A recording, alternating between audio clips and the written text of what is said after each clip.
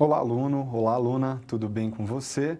Eu espero que sim. Seja muito bem-vindo, muito bem-vinda. Eu sou o professor Taiguara Finardi Martins e é uma alegria, um privilégio muito grande receber você e contar com a sua atenção para a aula de número 4 da disciplina de Direito Empresarial, como você pode acompanhar da tela. Neste nosso quarto encontro, nós trataremos sobre a falência e sobre a recuperação judicial da empresa, essas duas figuras tão importantes previstas em lei e que servem aí como ferramentas, como instrumentos para gerenciamento de crises financeiras. Além da falência e da recuperação judicial da empresa, nós também abordaremos ainda nesse nosso quarto encontro a desconsideração da personalidade jurídica. Então, como você observa do quadro, a unidade de ensino número 4, a competência que nós vamos juntos construir ao longo dessa aula é a seguinte: conhecer e compreender as relações e os institutos da falência e da recuperação judicial das empresas em crise. E, num resumo, claro, a aula vai falar sobre aspectos gerais da lei de falências, essa lei que é muito importante, vai ser um instrumento legal fundamental para o nosso diálogo dessa quarta aula, incluindo a recuperação judicial. Aliás, aproveitando esse breve parêntese, quero de novo fazer uma recomendação. É muito interessante que você, aluno, você, aluna, se possível, claro, acompanhe conosco durante a aula a leitura dos artigos que eu vou mencionar de algumas leis. No caso dessa aula de número 4, nós vamos falar bastante sobre uma lei em especial, que é a Lei de Falências. Se você já quiser pesquisar e deixar ela aberta no seu celular ou no seu notebook, é a lei de número 11.101 do ano de 2005. Ou se você preferir, digita ali no mecanismo de buscas Lei de Falência e você vai encontrá-la. Eu acho que é interessante, porque com isso você consegue acompanhar pela leitura cada um dos artigos que eu for mencionando ao longo da aula, ok? E talvez você esteja se perguntando, professor, falência, já ouvi falar bastante sobre falência. O que é isso na prática? Falência é quando a empresa simplesmente quebra, deixa de existir, fecha as portas e deixa todos os seus credores de mãos abanando. Às vezes a gente escuta essa expressão sendo utilizada de forma equivocada na prática, não é? Talvez você, aluno, você, aluna, já tenha ouvido alguém dizer: aquela empresa, ela faliu. Como assim faliu? Teve a falência da empresa, fechou as portas, os sócios sumiram e nunca ninguém mais ficou sabendo ou teve notícias deles. Não é isso que é a falência. A falência, pelo contrário, ela é um procedimento previsto em lei para tentar garantir a preservação, a manutenção dos interesses de todos os envolvidos quando nós temos uma empresa que enfrenta uma crise financeira muito grave. Aliás, de novo do quadro, você pode acompanhar nesse momento de contextualização justamente esse cenário que eu estou retratando. Então, acompanhe comigo a leitura. A atividade empresária, como nós sabemos, ela tem os seus riscos, sim, sendo um deles o insucesso comercial e a acumulação de dívidas frente a fornecedores, clientes, consumidores, empregados, prestadores de serviço em geral, não é? Aliás, dá para a gente, inclusive, dizer, aluno e aluna, que talvez uma das maiores preocupações, um dos maiores medos, receios do empresário seja justamente esse. E se a minha empresa não decolar? E se a minha empresa não der certo e eu acumular dívidas? Pois é, olha aqui um empresário bem preocupado, né, na nossa ilustração. Em alguns casos, a crise ela pode se tornar tão profunda a ponto de inviabilizar a continuidade das atividades da empresa. É isso mesmo, infelizmente nós sabemos que algumas crises elas representam o fracasso por completo da empresa. E a pergunta é, e agora? O que fazer, né, diante de uma crise tão grave, tão profunda que impeça o prosseguimento das atividades da empresa? Como é que a gente resolve essa situação? Como é que a gente sai desse buraco, entre aspas? Nesse contexto, então, aluno, ganham destaque as figuras da falência, da recuperação judicial e, como eu mencionei também, da desconsideração da personalidade jurídica. Pois é, justamente essas três figuras elas são muito importantes quando nós tratamos de empresas que estão em crise, mas devo dizer que a terceira, a desconsideração da personalidade jurídica, ela funciona de modo um pouco diferente. Na realidade, ela vai ter lugar quando houver abuso de personalidade jurídica, quando houver abuso da empresa por parte de algum dos sócios, tá? Ou de algum de seus administradores. Então, são três figuras bastante distintas: falência, recuperação judicial e desconsideração da personalidade jurídica, e as três serão objeto da sua e da minha atenção nessa aula de número 4. Vamos lá?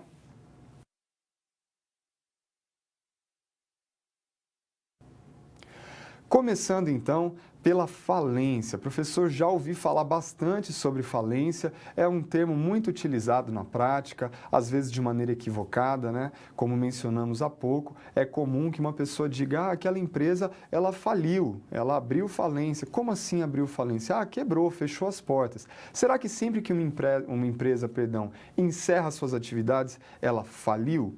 Não, nem sempre. Existe, por exemplo, um encerramento irregular das atividades sem um processo legítimo de falência. Então, vamos tentar entender, de fato, o que é a falência propriamente dita, para que você e eu, aluno, possamos utilizar esse termo de maneira correta de agora em diante, hein? Quero convidar você aí para o quadro, isso porque nós temos uma definição do que seria a falência e do seu procedimento. E agora, como eu mencionei também em outro momento, aluno, é muito importante que você acompanhe conosco, se possível, claro, a leitura dos artigos de lei que eu vou mencionar. Então, começo falando da lei, que é a Lei 11.101 de 2005. Professor, sou péssimo em guardar números, preciso decorar esse número? Não se preocupe, você vai se lembrar do apelido dela, Lei de Falências, ok? Então, a Lei de Falências, ela vai tratar, claro, a Lei de Falências vai tratar, claro, sobre a falência, mas também sobre muitas outras coisas, sobre a recuperação judicial e sobre alguns outros procedimentos, ok? E do artigo 75 dessa lei, que é bastante extensa, nós extraímos a seguinte informação. Acompanhe, aluno. A falência, ela será, então, decretada judicialmente, e essa palavra é importante porque significa, claro, que a falência, ela pressupõe a existência de um processo judicial. É isso mesmo. A falência, ela ocorre a partir de uma decisão de um juiz. Há um procedimento judicial de falência, então, ok? E ela implica, olha que grave, hein? No afastamento do devedor de suas atividades. Então, já dá de cara para perceber que a falência é algo bastante negativo para o empresário, porque o empresário, o administrador, o sócio da empresa, ele vai ser afastado das suas atividades caso a falência seja judicialmente decretada. E qual é o objetivo dela, hein, aluno?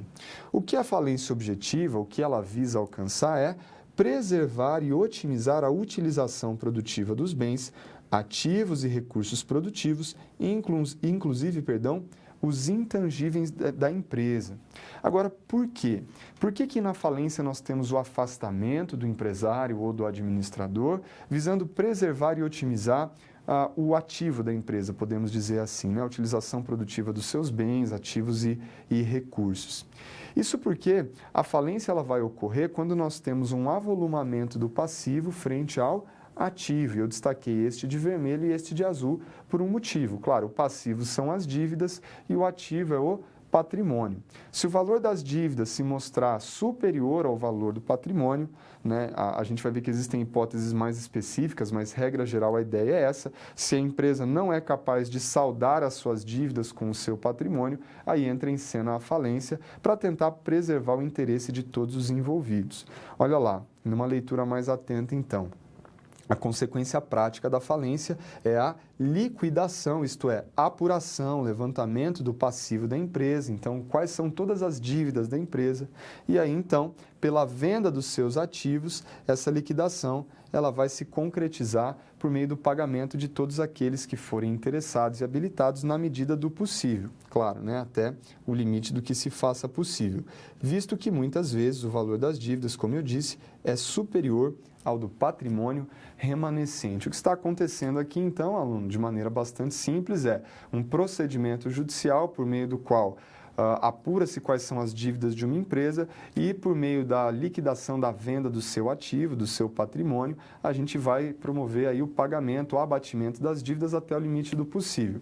E existem algumas regras importantes que vão se aplicar nesse caso, porque como você deve imaginar, o procedimento da falência ele é bastante complexo, está previsto na lei. Vamos tentar compreender, então, quais são os seus contornos gerais. Novamente do quadro, você acompanha que a falência só pode ser decretada em algumas hipóteses específicas. E essas hipóteses nós também extraímos da Lei de Falências, em especial agora do artigo 94. São hipóteses de decretação de falência, portanto. Inciso 1. quando, sem relevante razão de direito, o devedor ele não paga no vencimento uma obrigação líquida materializada em título ou títulos executivos protestados. Opa, um parêntese, já tivemos em outra oportunidade a chance de falar sobre os títulos executivos, não é? Então, materializado em um título ou títulos executivos protestados cuja soma ultrapasse o equivalente a 40 salários mínimos. Esse é o valor mágico aqui para nós nesse primeiro inciso. Então, imagine um título executivo, pode ser, por exemplo, um cheque, pode ser um contrato, e o valor desse título é superior a 40 salários mínimos e a empresa ela deixou de pagar esse valor sem justificativa. É uma hipótese para decretação de falência. Além dessa, olha o inciso 2. Também se pode decretar a falência quando o devedor, executado agora por qualquer quantia líquida, não precisa ser 40 salários mínimos, quando eu tenho a execução de uma quantia líquida, pode ser qualquer valor, e eu também posso decretar a falência se diante dessa execução o devedor, ele não paga, não deposita e não nomeia a penhora bens suficientes dentro do prazo, isto é, ele se mostra negligente, ele fica ali inerte diante da execução. Não paga, não garante o juízo, não faz absolutamente nada. Também existem indícios de que a empresa não seja capaz, então, de saldar com aquela dívida, seja o valor que for, e por conta disso, então, se pode decretar a falência. E a terceira hipótese, do inciso 3, é possível a decretação da falência sempre que se observar a prática de alguns atos que estão previstos em lei e que denotam a sua insolvência ou má-fé.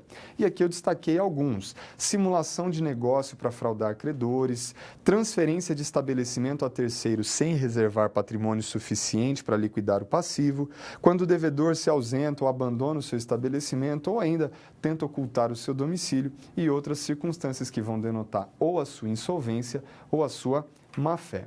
Essas são as três situações em que se pode decretar a falência, então, de acordo com o artigo 94 da Lei de Falências, a Lei 11.101 de 2005. Mas existe ainda, aluno, um outro aspecto importante sobre a falência que merece a nossa atenção. Do quadro, veja comigo. Quando a falência é decretada, é necessário se estabelecer a classificação dos créditos. Claro, são muitos credores, talvez nem todos consigam receber o que lhes é devido, e agora a gente vai ter que fazer uma espécie de corrida, entre aspas, aqui para ver quem chega primeiro, no sentido de que alguns créditos eles têm preferência, receberão primeiro, e outros só receberão se houver saldo suficiente. Não é segredo para ninguém que um dos créditos mais preferenciais de todos é o crédito trabalhista, até o limite de 150 salários mínimos. Então, os ex-funcionários, os ex-empregados, recebem primeiro, antes do que todo mundo, ok? Na sequência deles, vem os créditos com garantia real, até o limite do valor do bem gravado. Vamos pensar em uma hipoteca sobre o imóvel, por exemplo, em favor de um banco.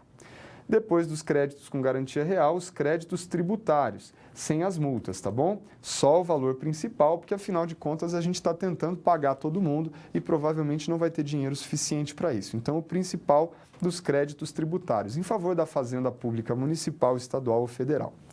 Depois disso, créditos com privilégio especial ou geral, definidos em lei.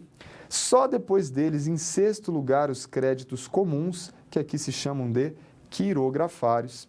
Depois disso, as multas, veja que as multas só são pagas bem depois e, claro, em último lugar, aluno, os créditos subordinados, que são os créditos dos próprios sócios, por exemplo. Evidente, se o sócio tem alguma coisa para receber da empresa que está falindo, o sócio, o administrador, só recebe depois que todos os outros credores forem pagos. E na prática isso é muito difícil, porque afinal de contas, se a situação é de falência, o mais provável é que a empresa não disponha de recursos para pagar todos os seus credores, não é verdade?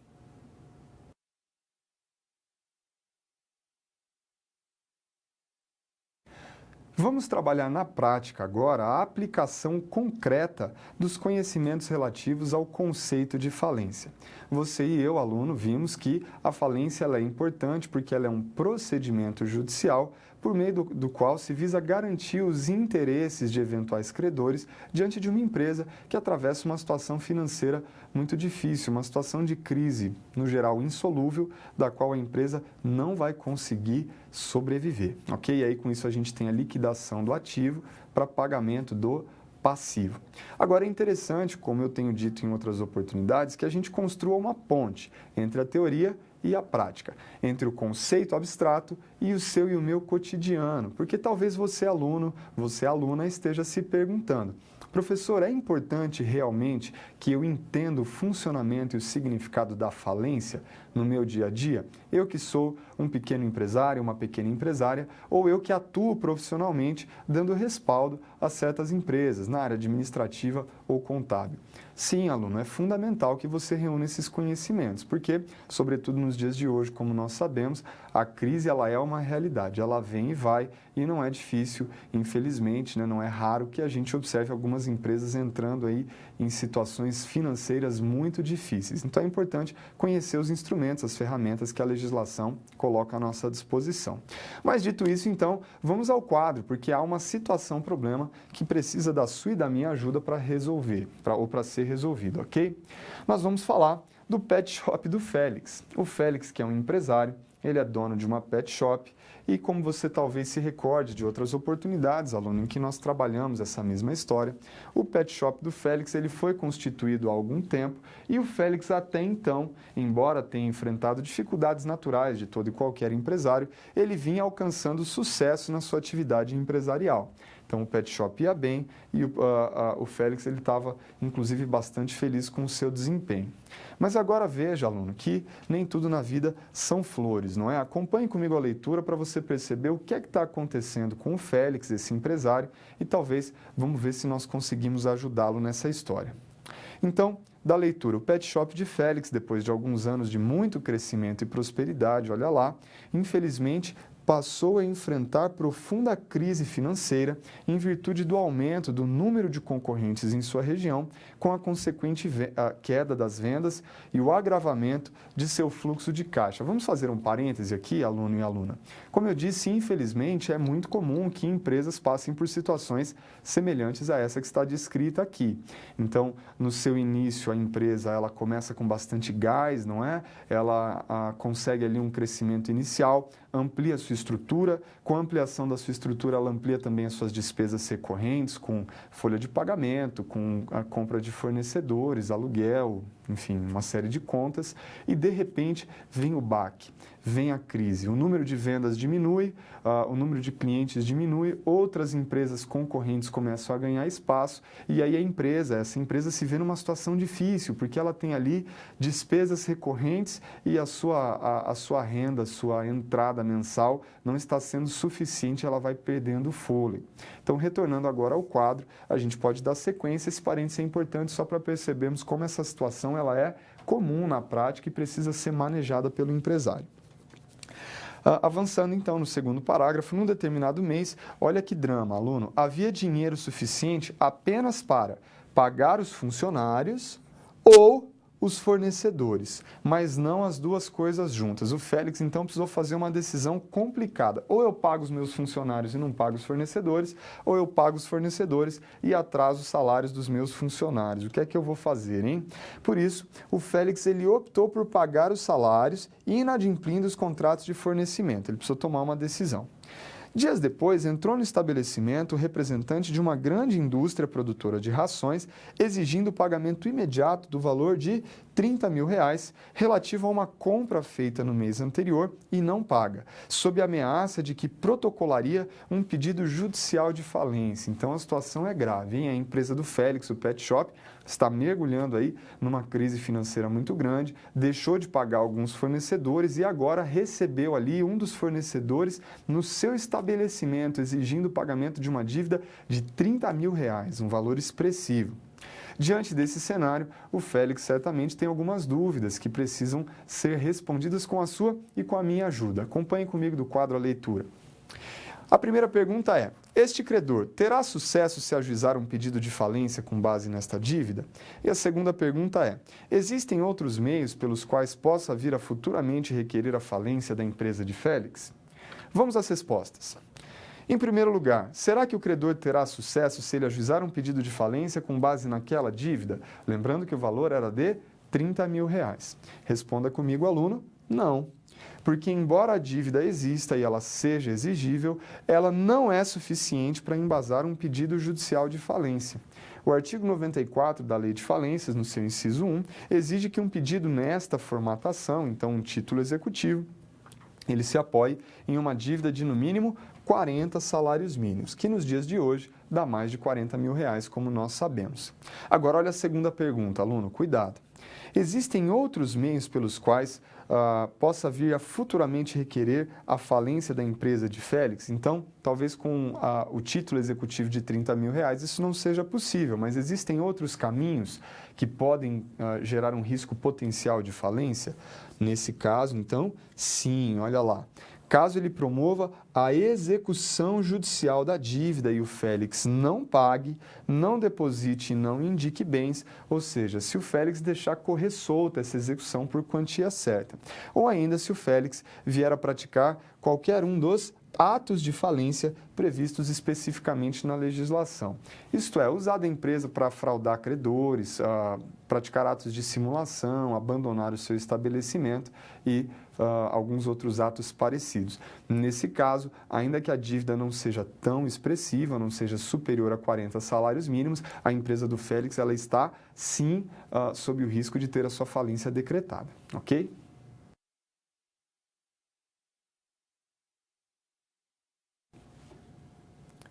Ainda no campo da falência, agora que compreendemos melhor quais são os contornos gerais dessa figura, desse instituto, qual o seu significado prático, e com isso, hein, aluno, quero o seu compromisso. Você não vai mais usar a palavra falência de modo indiscriminado no seu dia a dia. Ah, aquela empresa faliu só porque de repente a empresa fechou as portas. Não.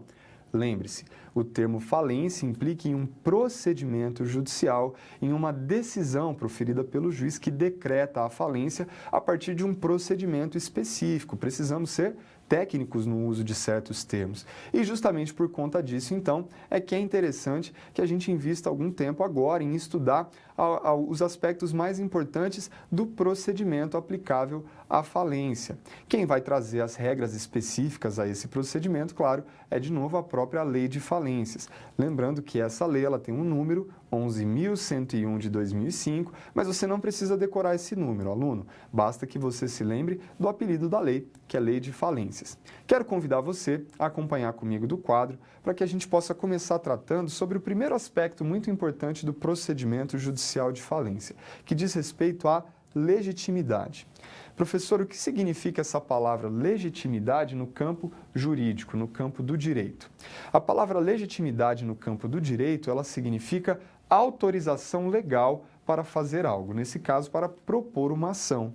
Então, a pergunta é, quem está autorizado por lei para requerer a falência por meio de um procedimento judicial? Quem possui legitimidade, então, para requerer a falência? A resposta para essa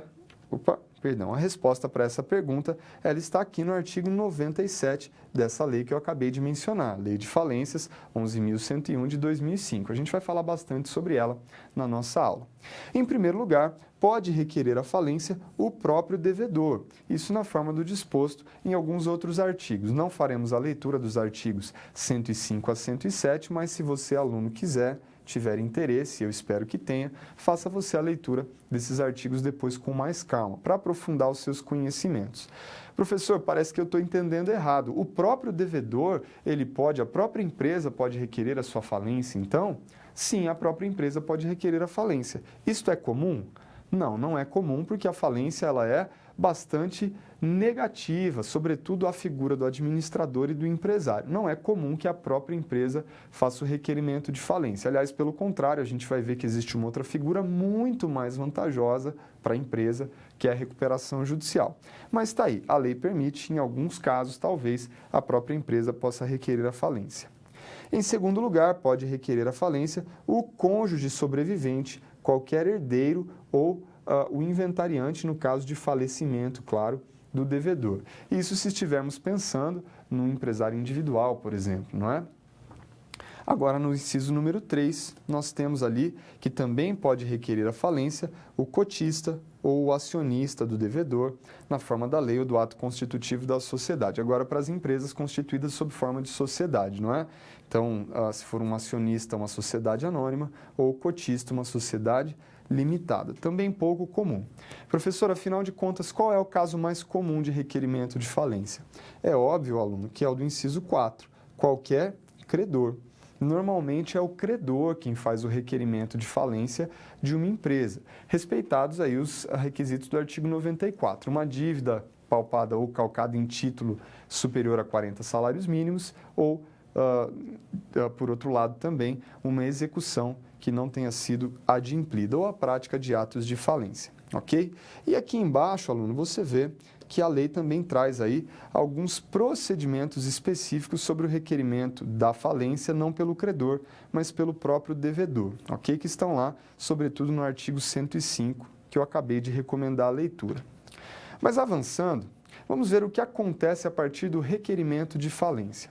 O devedor ele é citado, isto é, notificado da existência do processo.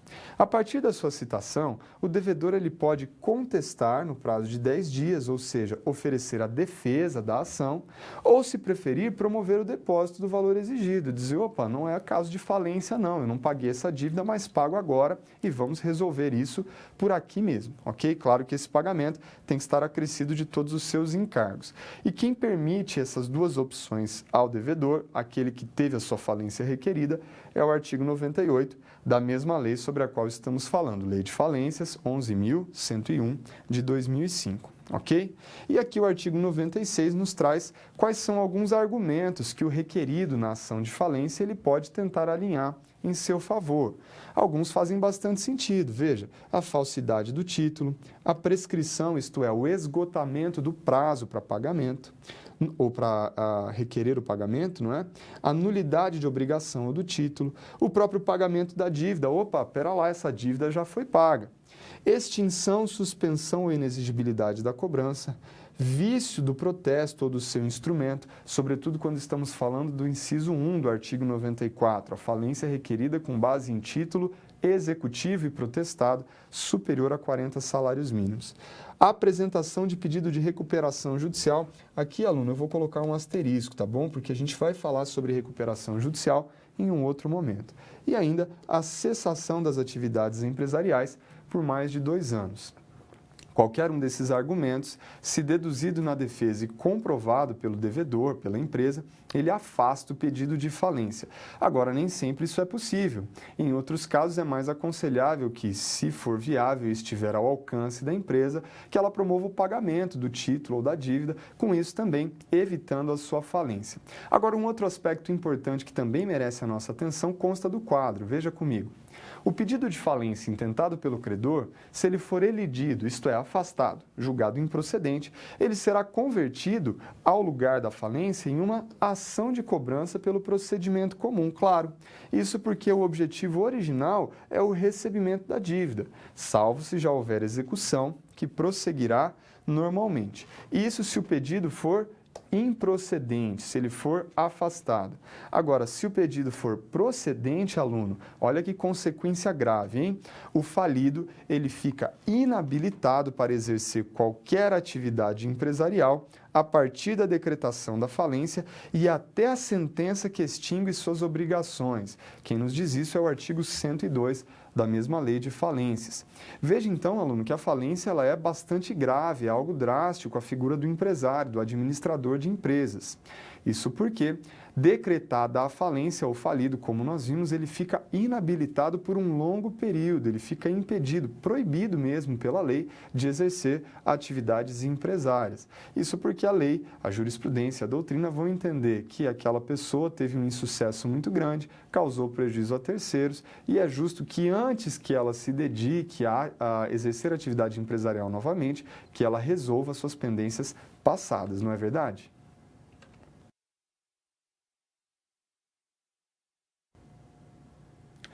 E falando sobre a procedimentalização da falência, novamente é interessante que nós construamos uma ponte entre a teoria e a prática, entre o conhecimento em abstrato e o nosso dia a dia, as situações que você, aluno, e eu vivemos no nosso cotidiano, seja exercendo atividade empresária ou auxiliando empresários no exercício dessa mesma atividade.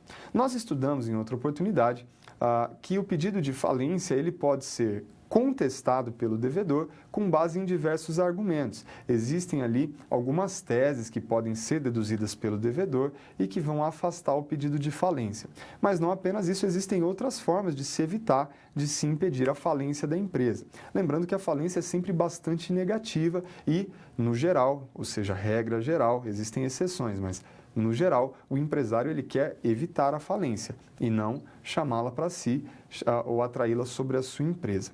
Para entender melhor como é que isso acontece na prática, eu quero convidar você a acompanhar a situação-problema que consta do quadro e que vai nos auxiliar a enxergar isso em um caso concreto. Nós temos o pet shop do Félix. O pet shop do Félix vem enfrentando uma crise financeira bastante grave, já não é de hoje. Como nós vimos, então, essa empresa ela teve um período de prosperidade, ela ampliou sua estrutura, depois a crise se abateu sobre ela, as vendas diminuíram, a concorrência abocanhou, uma boa fatia do mercado e agora o Félix, com o seu pet shop, ele se encontra numa situação muito difícil. Acompanhe comigo a leitura. A crise no pet shop de Félix se agrava e outros fornecedores também ficam sem receber o pagamento das dívidas vencidas. Então, a empresa não está conseguindo pagar os seus fornecedores. Certo dia, Félix é surpreendido pela visita de um oficial de justiça. Professor, quem é o oficial de justiça, hein? O oficial de justiça é um servidor à disposição do Poder Judiciário. É ele quem, no geral, cumpre as citações e as intimações dos processos. Então, se é um oficial de justiça, provavelmente a gente vai ver uma ação judicial. Vamos confirmar aqui na sequência? Foi surpreendido pela visita de um oficial de justiça que traz consigo, olha lá, a citação de um procedimento judicial de requerimento de falência grave, hein? Protocolado por um de seus fornecedores, com base em uma dívida total de R$100 mil, um valor muito alto, hein, aluno? Valor esse que o Félix e a sua empresa, infelizmente, não haviam pago. Preocupado, Félix buscou um profissional da área que pudesse lhe esclarecer as circunstâncias e fundamentos daquele pedido. Então, Félix procurou alguém que detém conhecimentos acerca de falência para entender melhor o que está acontecendo. É claro que, eventualmente, para fazer a sua defesa, ele vai precisar de um advogado, evidentemente, mas se o Félix contar com a ajuda de um administrador ou de um contador que conheçam a respeito desse assunto, eles não vão poder entrar em minúcias jurídicas, isso é papel do advogado, mas ao menos ali o contorno geral da situação é importante que eles conheçam, não é? E aí existem algumas perguntas que precisam ser respondidas agora pelo Félix, com a sua ajuda, aluno, e a minha ajuda também. Olha lá. O pedido de falência protocolado pelo credor tem fundamento e chances de sucesso? Essa é a primeira pergunta. E a segunda pergunta é: que medida Félix pode adotar para elidir esta falência em potencial? O caso é grave, aluno. O Félix, então, ele está diante de uma ação judicial requerendo a falência com base em uma dívida bastante expressiva. Como nós dissemos, a falência ela traz consequências muito drásticas e, no geral, negativas para a empresa, sobretudo para o seu administrador. E justamente por isso, quando possível, é interessante que o empresário tente evitá-la a todo custo, existindo outras alternativas, evidentemente. Agora, vamos então ver o que o Félix pode fazer, ou ao menos tentar fazer, para evitar a falência da sua empresa. Acompanhe comigo a proposta de solução. O pedido de falência protocolado pelo credor tem fundamento e chances de sucesso? Responda comigo, aluno. Sim. Isto porque, desta vez, diferente do que aconteceu em outras oportunidades, o valor de R$100 mil é superior ao limite mínimo de 40 salários mínimos previstos pela legislação. Ok? Então, a Lei de Falências 11.101 de 2005, ela exige que a dívida fundada em título executivo protestado, ela seja superior a R$100 mil. Por isso, a 40 salários mínimos, que dá um pouco mais de R$40 mil. No caso, R$100 mil é superior a esse valor. Por isso, as chances de sucesso do pedido de falência, elas são sim reais, hein? E a próxima pergunta é: que medida Félix pode adotar para elidir esta falência em potencial? Segundo lhe permite a lei, ele pode fazer basicamente duas coisas, aluno.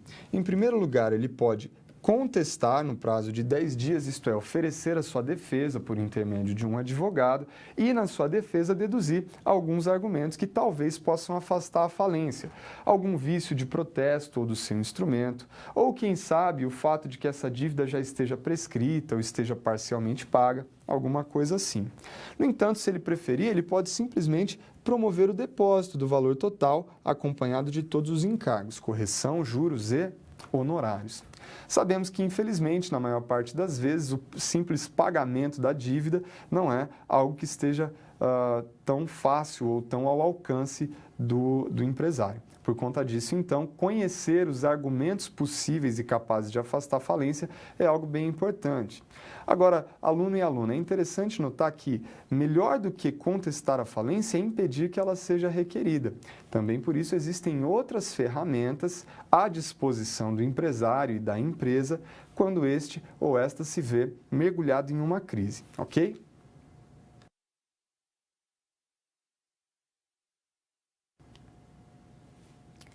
Vamos agora, então, para o momento mais interessante da nossa aula, um momento que enriquece demais a nossa experiência, a oportunidade que você, aluno, você, aluna, tem de encaminhar a sua dúvida, seu questionamento ou seu comentário, a sua contribuição, através do seu tutor presencial que lhe assiste. Ele vai inserir isso no chat e nós retornamos em alguns segundos, então, para responder os questionamentos e permitir esse diálogo que é tão bacana. Ok? A gente já retorna.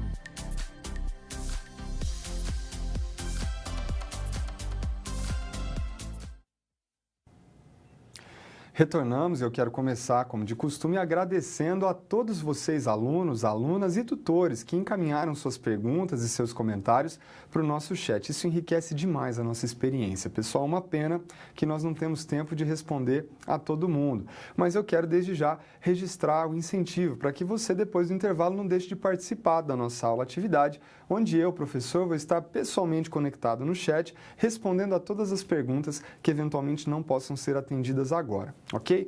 Mas vamos lá para responder alguns questionamentos que foram encaminhados. Os alunos do Polo de Santa Bárbara do Oeste, em São Paulo, um abraço aí para o pessoal de Santa Bárbara.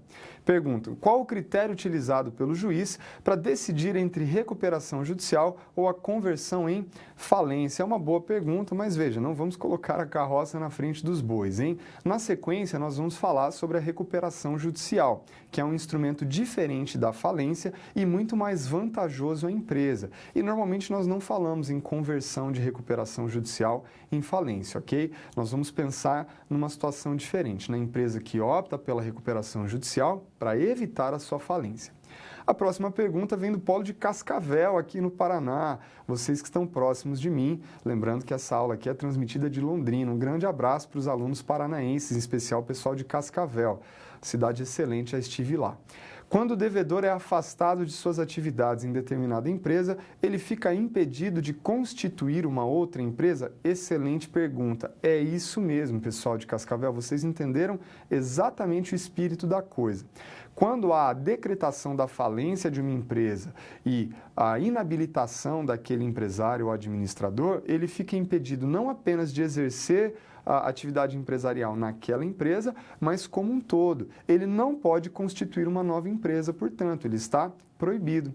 E para os alunos que têm boa memória, vocês vão se recordar aqui na nossa primeira aula, quando falamos sobre os requisitos para o exercício da atividade empresária, nós vimos que eram 2, não é? Vamos ver quem consegue se lembrar. Capacidade civil, então o empresário não pode ser absoluto ou relativamente incapaz, e ausência de impedimento. Um dos impedimentos era qual justamente? Ter tido a falência da sua empresa decretada, porque aí a pessoa fica inabilitada e ela não pode constituir uma nova empresa, ok? Excelente pergunta, agradeço pela participação. Nós vamos avançar, mas não deixe de participar da aula atividade daqui a pouco, onde a gente vai continuar respondendo a esses questionamentos, ok? Muito obrigado.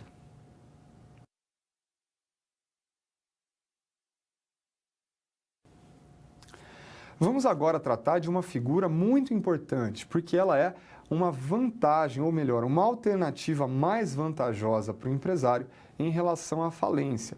Isso porque você, aluno, deve estar se perguntando, professor, falávamos sobre a falência e eu vi que a falência ela é muito negativa, sobretudo para o empresário e para o administrador. Embora ela vise atender os interesses dos credores, para o empresário ele vai ser afastado das suas atividades e ele fica inabilitado para o exercício da atividade empresarial por um longo período. Será que não existe alguma outra ferramenta, alguma alternativa para o empresário para evitar a falência, mas para de alguma maneira gerenciar, tentar, vamos dizer, superar a crise financeira? É aí que entra, como você viu no quadro de abertura, a figura da recuperação judicial. Quero convidar você para que no quadro a gente comece a tratar sobre o que é a recuperação judicial. E aqui é interessante, aluno, quem fala sobre a figura da recuperação judicial é a mesma lei que fala sobre a falência. Lembrando que a lei de falências é a lei número 11.101 de 2005. Professor, eu sou péssimo em números, não tem problema, guarde o apelido da lei. Lei de falências. O artigo 47 dessa lei fala sobre a recuperação judicial. Olha o que aqui diz o artigo 47.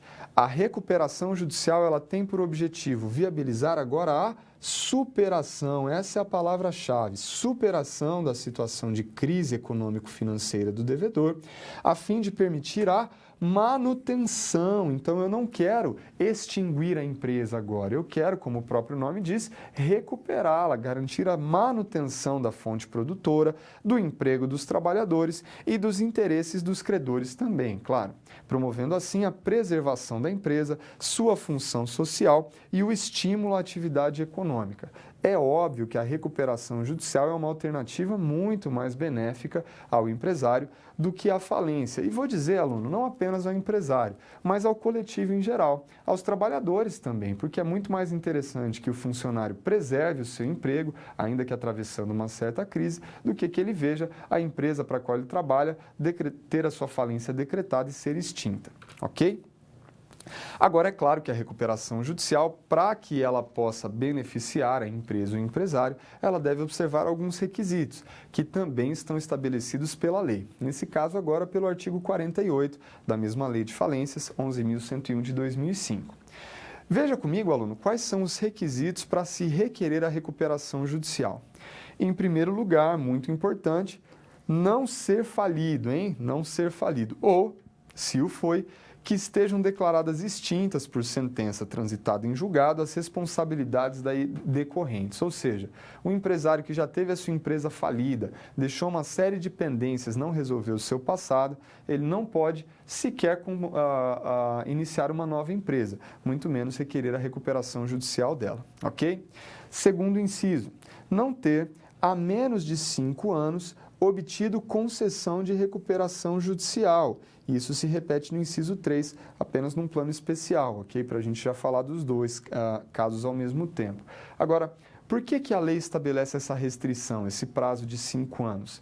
A ideia da recuperação judicial, aluno, embora ela seja de fato uma alternativa mais vantajosa ao empresário, é que ainda assim ela seja uma circunstância excepcional, claro.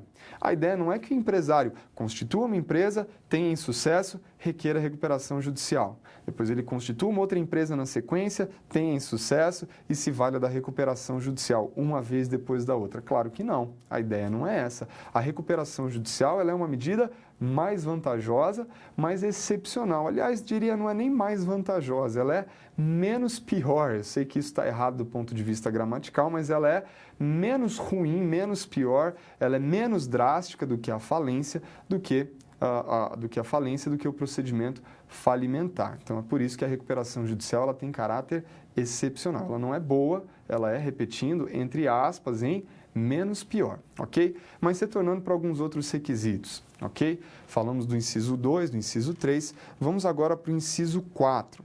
Também é muito importante que o empresário, para que ele possa se valer da recuperação judicial, que ele não tenha sido condenado ou não tenha como administrador ou sócio controlador pessoa jurídica condenada por qualquer um dos crimes previstos nesta lei.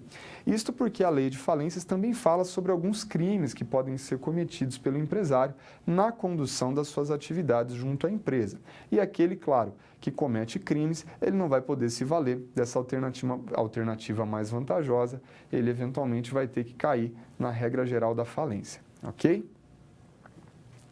E aí talvez você esteja se perguntando, professor, mas como é que a recuperação judicial funciona na prática?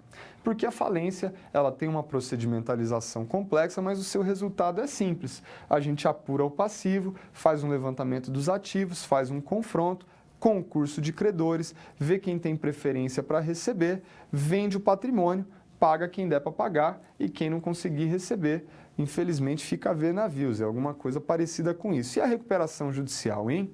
Interessante, aluno. Veja, a lei de falências, a lei 11.101, no seu artigo 50, ela traz quais são os meios pelos quais a recuperação judicial ela se instrumentaliza na prática.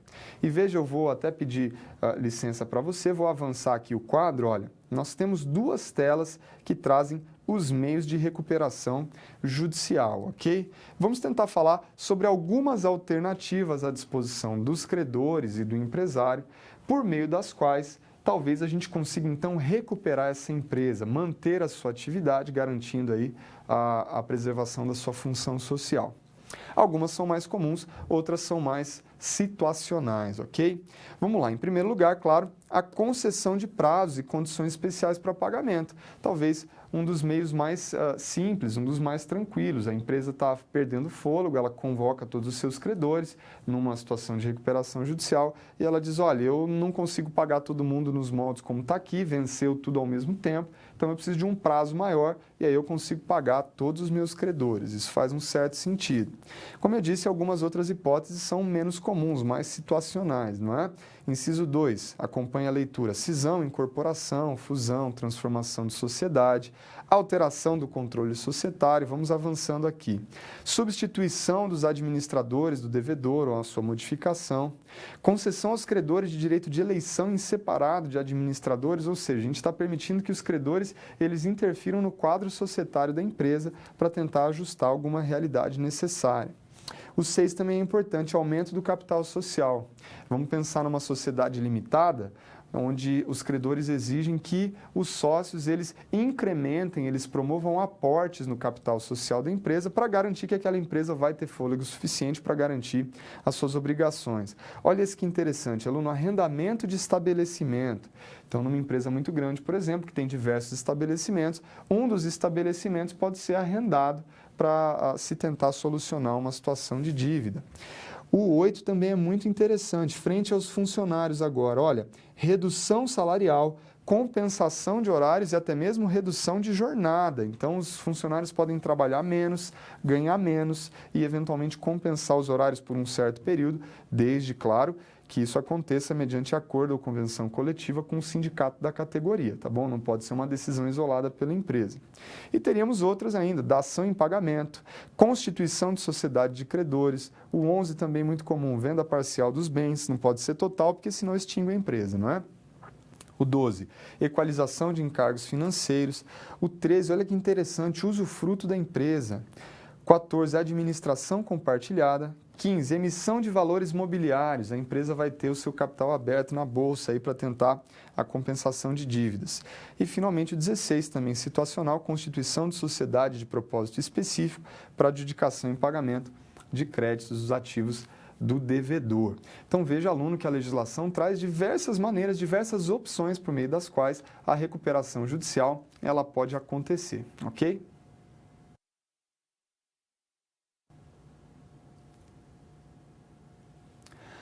Vamos trabalhar na prática, então, os conhecimentos relativos agora à recuperação judicial.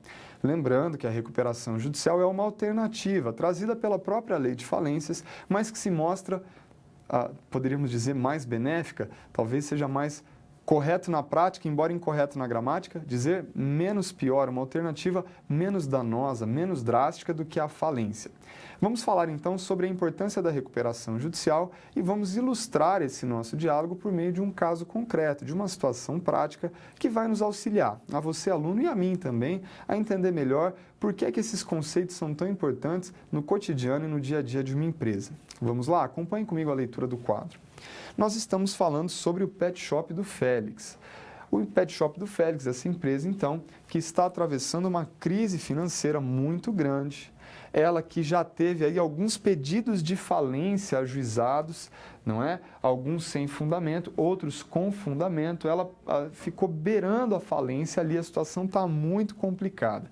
E vamos ver o que é que o Félix, esse empresário batalhador, o que é que ele está tentando fazer para tirar a sua empresa desse buraco, hein? Então, o contexto aqui, lembrando, é que a empresa estava passando por uma crise e um dos credores, inclusive, havia ajuizado um pedido de decretação de falência com base em uma dívida muito alta. Agora, olha o que aconteceu, aluno. O Félix, ele contou com a ajuda de amigos e familiares e ele conseguiu saldar a dívida que fundava o pedido judicial de falência intentado por um de seus credores. Ufa! Ainda bem, então ele conseguiu evitar a decretação da falência, isso porque com essa situação, que seria muito negativa para ele, o Félix seria afastado, ele ficaria inabilitado de exercer a atividade empresarial, seria uma situação muito grave mesmo. No entanto, por conta desse episódio, ele concluiu que seria impossível seguir com as suas atividades naquele ritmo. Então, o Félix ele teve que pisar no freio, aluno. Ele falou, pera lá, do jeito que está, eu não consigo mais, eu preciso pisar no freio aqui na minha empresa, preciso pensar, preciso tomar alguma decisão que me permita prosseguir com as minhas atividades, porque dessa maneira é uma bola de neve, eu só vou me afundar cada vez mais. O Félix ele foi inteligente e, claro, provavelmente ele conhecia aí quais as ferramentas legais à sua disposição, ou quem sabe, no mínimo, ele contava com um respaldo, com a ajuda de bons profissionais, talvez um bom administrador ou um bom contador, talvez um bom advogado, que o auxiliou nessa decisão. Retornando, vamos ver então o que o Félix decidiu.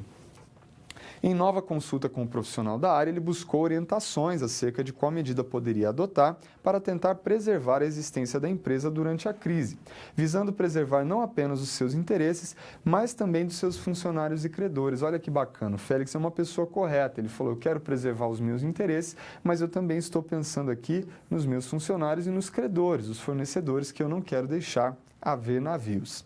As perguntas que você e eu precisamos responder agora, aluno, são as seguintes. Que medida pode ser manejada por Félix para atender o seu objetivo? Eu tenho certeza que você já deve estar aí nas suas anotações ou quem sabe de cabeça respondendo essa primeira pergunta que está muito tranquilo, não é? A segunda pergunta é, qual a vantagem dela em relação à falência? Bom, se eu estou perguntando qual a vantagem da medida em relação à falência, é óbvio que não é a falência. O Félix não vai requerer a falência, até porque ele batalhou para evitar a falência aqui em cima, não é? A pergunta, então, é muito simples. Qual é a alternativa mais vantajosa ao empresário do que a falência para superar uma situação de crise? Você e eu sabemos, aluno, que estamos falando sobre a recuperação judicial. É isso mesmo. E do quadro, vamos então acompanhar a proposta de resolução. Que medida pode ser manejada por Félix? Félix poderá se valer da recuperação judicial, como eu disse, que visa justamente a preservação da empresa com a manutenção dos interesses dos empregados, que podem continuar trabalhando, e também dos credores, que são chamados a habilitar seu crédito para vê-lo saldado até a medida do possível. Professor, mas o credor provavelmente não vai receber a dívida toda se ele não tiver ali um crédito preferencial? Talvez não, aluno, talvez não receba a dívida toda, mas pense comigo, para alguém, para um credor, para um fornecedor, por exemplo, que precisa receber uma quantia de R$ 100.000, o que é melhor? Não receber nada e ficar litigando com outra empresa judicialmente por anos a fio, ou quem sabe receber aí 80, 90 mil reais, 70, 80, 90% do seu crédito, não é verdade? A ideia da recuperação judicial é justamente essa. A vantagem em relação à falência, agora, dando sequência, é que as atividades da empresa continuam, isso é importante, então nós não vamos extinguir a empresa, e os sócios e administradores não são penalizados com impedimentos, como ocorre na falência. Nós vimos que uma das consequências da falência é a inabilitação do empresário para o exercício da atividade empresarial por um longo período.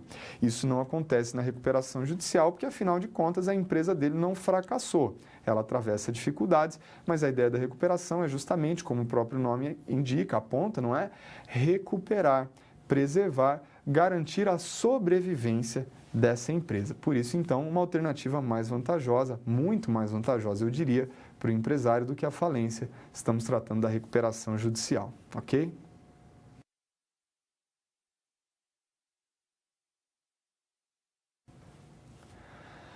Talvez você, aluna, agora esteja se perguntando: professor, o meu caso é diferente. Até agora você estava falando sobre a falência e sobre a recuperação judicial e sobre a importância dessas figuras para a empresa devedora, para aquela empresa que atravessa uma situação de crise financeira muito grande. E é claro que isso é muito importante, evidentemente. Mas talvez o seu caso, aluno e aluna, seja diferente. Talvez você esteja me dizendo: professor, a minha empresa, eu sou empresário, ou a empresa para a qual eu trabalho, ela não é a devedora. Ela é a credora. A nossa empresa vai bem, mas nós temos um crédito muito grande contra uma empresa e essa outra empresa é que atravessa uma crise e nós não conseguimos receber.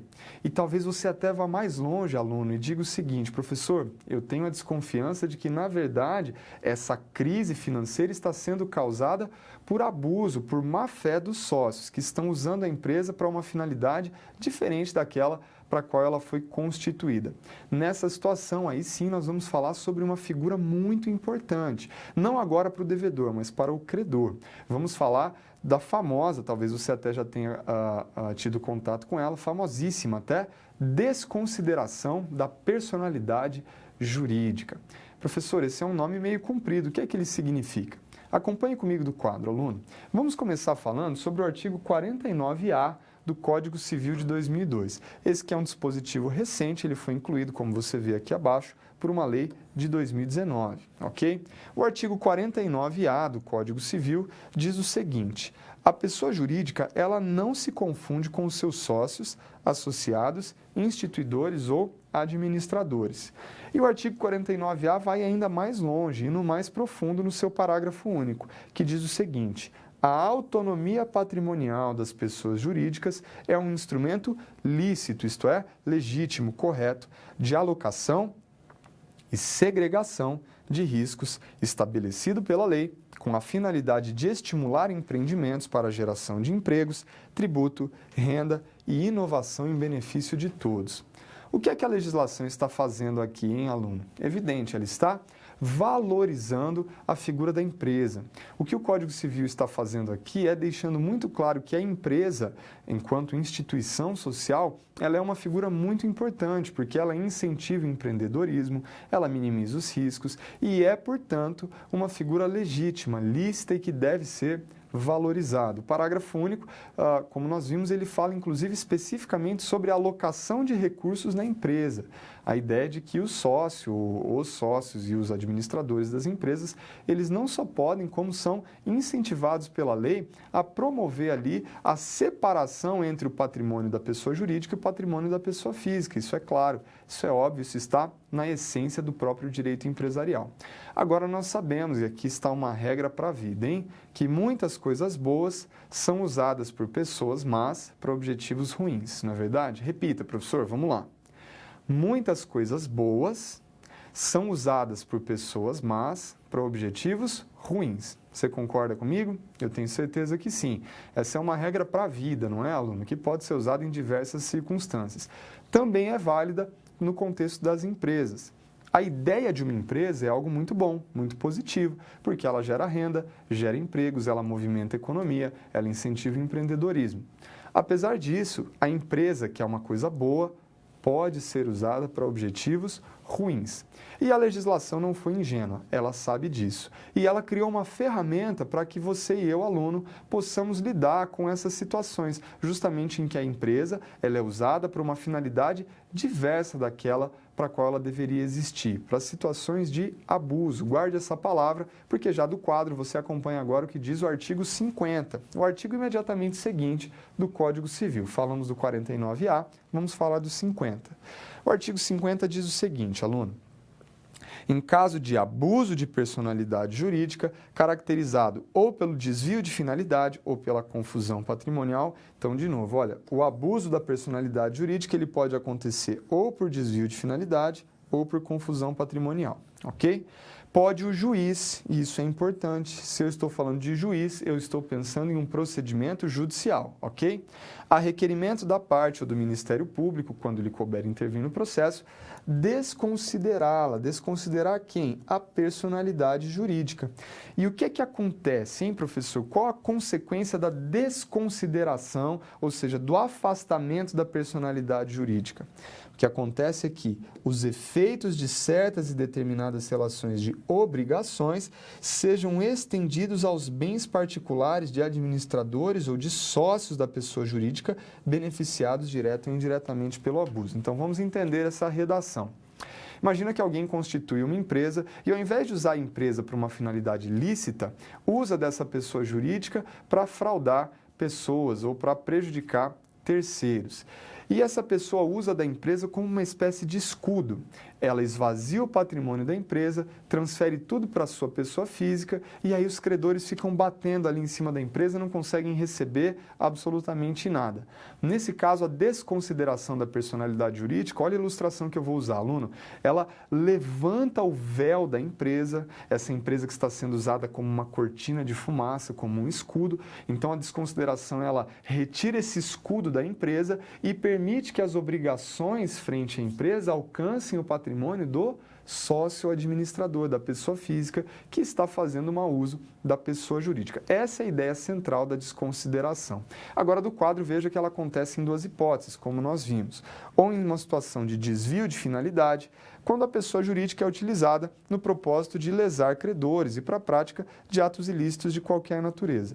Ou pela confusão patrimonial, que é a ausência de separação de fato entre o patrimônio da pessoa física e da pessoa jurídica, ou seja, o sócio usa dinheiro da empresa para pagar contas pessoais, ou a empresa usa dinheiro do sócio ou do administrador para operações comerciais. Essa ausência de distinção entre o patrimônio da empresa e da pessoa física é confusão patrimonial, também caracteriza o abuso. Lembrando que, olha lá, nas relações de consumo, o artigo 28 do Código de Defesa do Consumidor permite que a desconsideração ela seja decretada mesmo que não haja abuso, havendo apenas prejuízo ou obstáculo ao ressarcimento de prejuízos causados aos consumidores. Então, na relação de consumo, a desconsideração da personalidade jurídica da empresa ela é muito mais fácil de ser decretada. Não precisa nem de abuso, basta que o prejuízo do consumidor não seja ressarcido. A essa teoria nós chamamos de teoria menor, ok? Só retornando aqui, então a teoria menor é essa teoria que é aplicada nas relações de consumo, ok? Muito importante, sobretudo quando nós lembramos, quando nós paramos para pensar, não é, aluno? Que a maioria das empresas, como vimos em outra oportunidade, ela vai ter que a maioria das empresas precisa se relacionar com os consumidores. E aí a desconsideração da personalidade jurídica, ela passa a ser uma realidade muito mais presente e que exige a atenção do empresário em geral, sobretudo para que ele proteja o seu patrimônio. Ele não pode ser ingênuo, não pode permitir que a desconsideração vá prejudicar o patrimônio da sua pessoa física. Agora, de outro lado também, se a empresa está sendo mal utilizada, se existe alguém abusando da personalidade jurídica, o credor, seja você, aluno ou a empresa para a qual você trabalha ou atende, pode se valer dessa figura para tentar a satisfação do seu crédito.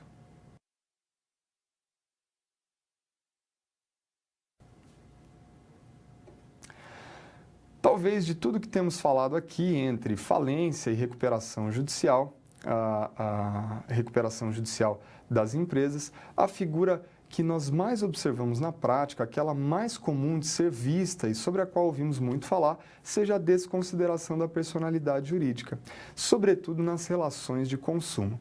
Lembrando que a desconsideração da personalidade jurídica, ela é esse instrumento legal por meio do qual, em um procedimento judicial, é possível afastar a empresa e redirecionar uma obrigação para a pessoa física, do sócio ou do administrador que está abusando daquela empresa, ok? Agora vamos tentar, como temos feito, construir a ponte entre a teoria e a prática, entre o abstrato e o meu e o seu dia a dia, o meu e o seu cotidiano, aluno. Para isso, vamos observar a situação-problema que consta do quadro. Ok? Lembrando que temos falado bastante sobre a empresa do Félix. O Félix, que é esse empresário que constituiu uma pet shop. E por algum período ele teve muito sucesso na sua atividade, na sua pet shop. Acontece que a crise se abateu sobre ele, as dívidas se avolumaram, ele deixou de pagar alguns fornecedores, teve até pedido de falência direcionado contra ele. Mas, felizmente, o Félix ele conseguiu rebater esse pedido de falência e ele estava agora considerando a possibilidade de requerer a recuperação judicial da sua empresa para tentar sobreviver a essa crise. Mas acompanhe aí do quadro, a partir desse contexto, o que é que aconteceu. Vamos à leitura. Enquanto ainda estudava a possibilidade de requerer a recuperação judicial em favor da sua empresa, então o Félix ele estava tentando entender melhor como é que isso poderia se operacionalizar na prática, não é? O Félix ele foi surpreendido por um oficial de justiça, lembrando que o oficial de justiça é o servidor à disposição do judiciário para cumprimento das decisões do juiz. E aí, dessa vez, o oficial de justiça compareceu ao estabelecimento da empresa do Félix para notificá-lo acerca de um pedido de desconsideração da personalidade jurídica intentado por um outro credor, que agora pretendia responsabilizar a pessoa física do Félix pelas dívidas da pessoa jurídica, ou seja, da empresa. A situação é grave também. Agora, o Félix ele está colocando em risco, inclusive, o seu patrimônio pessoal, não é? Isso é algo bastante complicado. A petição ela vinha fundamentada pelo argumento de que o Félix havia desviado valores do caixa da empresa para saldar dívidas pessoais suas. E aqui, aluno, vou fazer um parênteses, a gente vai comentar sobre isso daqui a pouco, mas essa é uma situação muito comum na prática, hein? Precisamos nos atentar para isso. A pergunta que está sendo feita é: o requerimento formulado pelo credor tem fundamento, sim ou não? E por quê? Será que esse pedido de desconsideração da personalidade jurídica, que está sendo aí intentado contra a empresa do Félix e contra a sua própria pessoa física, será que tem fundamento, hein, aluno? Você que prestou atenção naquilo que tratamos sobre os requisitos para a desconsideração da personalidade jurídica, certamente nas suas anotações, ou quem sabe até de cabeça, já conseguiu solucionar esse problema. Mas, como de costume, caso reste ainda alguma dúvida, vamos juntos então responder essa situação-problema. Acompanhe comigo do quadro. O requerimento formulado pelo credor, afinal de contas, tem fundamento? Responda comigo, aluno. Sim, claro que sim. A pessoa jurídica, ela se difere da pessoa física e ela existe para viabilizar uma melhor gestão patrimonial e incentivar o empreendedorismo. A própria lei diz isso no artigo 49A do Código Civil de 2002. Contudo, em alguns casos, a pessoa jurídica, infelizmente, ela pode ser desconsiderada e a pessoa física dos sócios e administradores pode ser atingida pelas dívidas da empresa. Eu disse infelizmente porque nós sabemos que isso acontece quando há algum tipo de abuso da empresa, quando a empresa ela é utilizada de uma forma para a qual ela não foi criada para ser. No caso do Félix, falando agora especificamente sobre a situação-problema, isso será possível porque houve sim o abuso da personalidade, caracterizado pela confusão patrimonial, que é a ausência de distinção entre os patrimônios das pessoas física e jurídica. E aqui, aluno, antes de avançar, eu acho muito importante fazer um parêntese. O abuso da personalidade jurídica nem sempre ocorre por má fé. Veja bem, ele pode acontecer, por exemplo, por ignorância. Quer ver uma coisa muito comum? Eu tenho certeza que você talvez tenha até já feito isso, ou no mínimo já ouviu falar sobre essa situação. Uma pequena empresa tem ali como sócios, às vezes um casal, marido e mulher, o esposo e a esposa, e aí Como a empresa é do próprio casal, é muito comum que o casal, ou que sejam dois sócios que são amigos, que eles usem valores da empresa para pagamento de contas pessoais, do tipo, vou pegar esse valor do caixa aqui para colocar combustível no meu carro, vou pegar esse valor do caixa porque eu vou passar no supermercado, olha, eu preciso comprar um aparelho de ar-condicionado para minha casa, passa isso aí na conta da empresa, né? E, às vezes, como eu disse, não é por má fé, é por ignorância, porque o sócio ou os sócios pensam de fato que, como a empresa é deles, entre aspas, não há problema nenhum em se valer do patrimônio da empresa para benefício próprio. Acontece que isso é considerado pela lei como abuso da personalidade e abre a porta para a desconsideração da personalidade jurídica. Com isso, a própria ideia da empresa se esvazia. A ideia da empresa quer promover a distinção entre pessoa jurídica e pessoa física no exercício da atividade empresarial, ela se perde, porque consumidores, fornecedores e outros credores poderão redirecionar as execuções e obrigações da pessoa jurídica para as pessoas físicas. E aí, aluno e aluna, não adianta dizer, eu não sabia, porque de fato a ignorância, nesse caso, não a má-fé, gerou o abuso da personalidade que escancarou, as portas para a desconsideração da personalidade jurídica. Então, muito cuidado. Se você toma esse tipo de atitude na sua empresa, ou a empresa para a qual você trabalha, adota esse tipo de postura, saiba que ela está vulnerável à desconsideração e talvez seja necessário algum ajuste aí para evitar prejuízos maiores, combinado?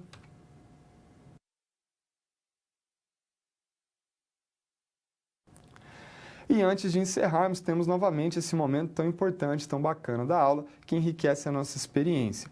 Você, aluno, você, aluna que nos acompanha e que está aí assessorado pelo seu tutor presencial, conte com a ajuda dele e encaminhe agora a sua pergunta, o seu questionamento ou, quem sabe, a sua contribuição, o seu comentário a respeito dos temas que trabalhamos nessa aula, ok? Porque nós já vamos retornar para dar sequência por meio de um diálogo, onde eu vou poder responder algumas questões daqui a pouco.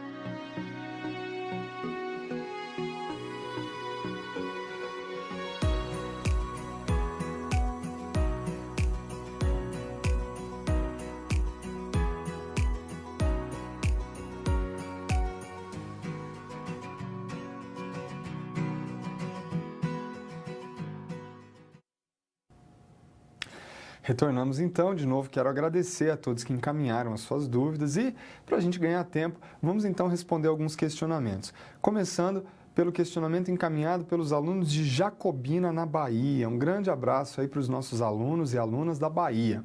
Quais os procedimentos que podem ser tomados pelo credor se notar que a empresa que está em recuperação judicial estiver apenas ganhando tempo para que os seus empresários vendam ilegalmente os ativos? É uma boa pergunta. Aí nós estaremos diante de de um desvirtuamento, ou quem sabe até de fraude que está sendo cometida no curso da recuperação judicial.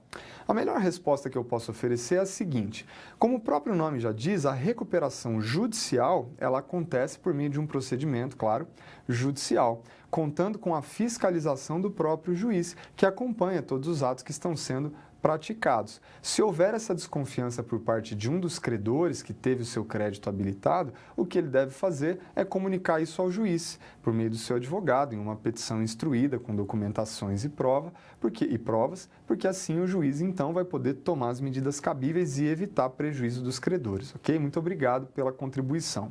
Uma outra pergunta agora dos alunos de Querência, lá no Mato Grosso. Que legal! Então, um abraço aí para os nossos alunos do Mato Grosso. Os alunos de Querência perguntam assim: em um processo de recuperação judicial, as dívidas junto ao fisco possuem alguma forma especial de negociação? Então, dívidas junto ao fisco, imagino que esteja se referindo aí aos créditos e débitos de natureza tributária, não é? Os tributos que não foram recolhidos à Fazenda Municipal, Estadual e Federal. Como nós vimos em outra oportunidade, sempre que há concurso de credores, nós temos que fazer aí a habilitação dos créditos segundo a ordem de preferência, começando pelos trabalhistas, depois aqueles com garantia real, as hipotecas, por exemplo, ou algumas outras que tenham bens imóveis, não é? E logo na sequência já vem os créditos de natureza tributária. Como os créditos de natureza tributária têm uma certa preferência em relação a outros créditos, no geral, não há muita negociação, sobretudo porque a Fazenda Pública também está engessada aí pelos princípios gerais da administração pública. Agora, não é impossível que isso ocorra. Vale a gente lembrar, por exemplo, fugindo um pouco do contexto da falência e da recuperação judicial, que é muito comum que as fazendas públicas em geral, municipais, estaduais e até federais, promovam anualmente programas para tentativa de recuperação de créditos e débitos com descontos de multas, com descontos aí de juros, às vezes cobrando só o valor principal, com refinanciamentos, reparcelamentos, os famosos refis, profis. Então há uma certa margem para negociação, mas isso não é tão comum assim, porque de fato o crédito tributário ele tem uma natureza preferencial, ok? Espero ter atendido as perguntas. Se o seu questionamento não foi respondido, não deixe de acompanhar conosco na sequência, depois do intervalo na aula atividade, porque aí eu, professor, vou estar conectado no chat e eu vou tentar, na medida do possível, claro, responder a todos os questionamentos, ok?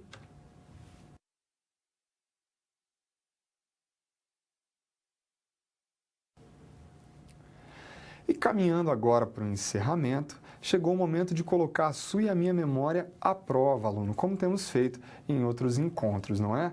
Professor, difícil, hein? A essa hora eu não consigo lembrar nem o que eu almocei direito. Pois é, mas antes então de colocar a imagem no quadro ou de você consultar suas anotações, eu quero lançar um desafio. Nessa aula de número 4, nós trabalhamos 4 tópicos. Será que você consegue se recordar dos 4 temas que foram objeto da nossa atenção? Se você não conseguir se lembrar dos 4, tente pelo menos se recordar de 2 ou 3.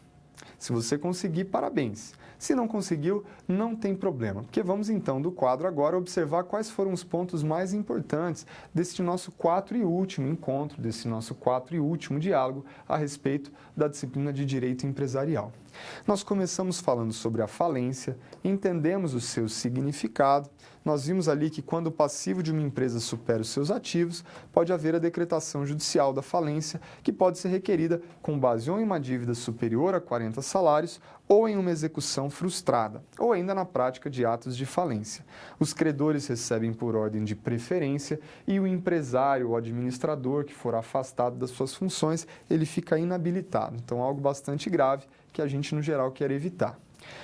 Falamos também sobre o procedimento da falência. Nós aprendemos quem são os legitimados, isto é, os autorizados, então, a requerer a falência por meio de um procedimento judicial. Vimos que o devedor citado tem 2 opções. Pode contestar, oferecer defesa ou ainda depositar o valor atualizado do débito. E repetindo aqui, como eu disse, a falência se decretada implica na inabilitação do empresário. Na sequência, aluno, nós falamos sobre uma alternativa muito mais vantajosa para a empresa, que é a recuperação judicial.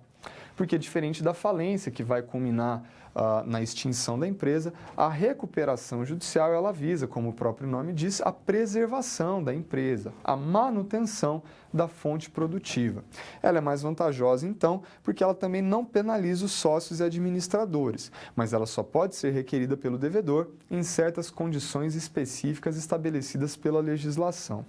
E nós falamos também, no último ponto, tá difícil aqui, hein? Sobre a desconsideração da personalidade jurídica, agora sim.